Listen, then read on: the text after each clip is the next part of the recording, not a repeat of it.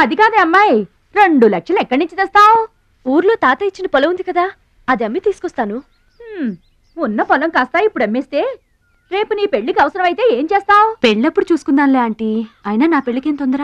సరే, నువ్వనుకున్నట్టు పొలం అమ్మి ఆపరేషన్ చేయిస్తావనుకో. బైపాస్ సర్జరీ అంటే 50-50 అంటారు. ఆ 50 కాస్త ఇటు కాక అటైందనుకో.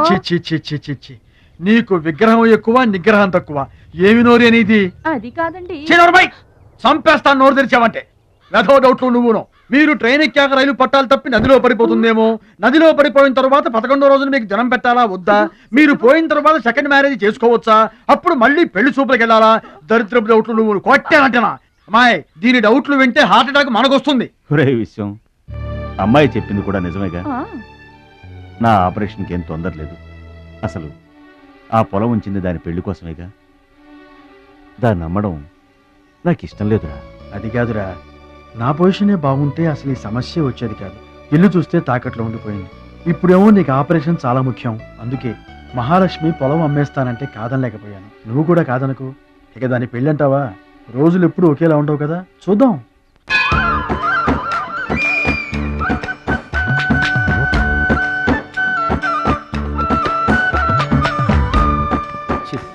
పెరవాసన.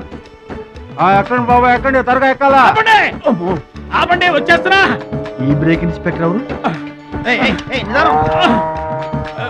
Sorry, very sorry, extremely sorry. Hello, ఒక్కసారి ఇట్రా. నీకు ఫోకస్ ఎక్కువ, ఫీలింగ్ తక్కువలా ఉంది. గేదెకి ఎవరన్నా సారీ చెబుతారా? తప్పే ఉంది మాస్టారు. మీరు నా మీద పడ్డారనుకోండి, మీరు నాకు సారీ చెప్తారుగా. చెప్తే అలాగే దానికి కూడా నేను చెప్పాను. గేదెలు కూడా మనలాంటి ప్రాణులేగా. మనలాంటి కాదు, నీలాంటి.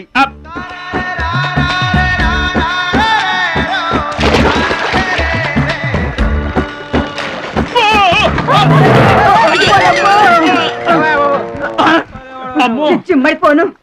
పడవల్లో కుండల్ని రవాణా చేస్తారని తెలుసు గాని కొండల్ని కూడా రవాణా చేస్తారని నాకు ఇప్పుడే తెలిసింది. ఏంటి వాగుతున్నావు మీద పడి? నువ్వు కూడా వాడి మీద పడు, సరిపోద్ది.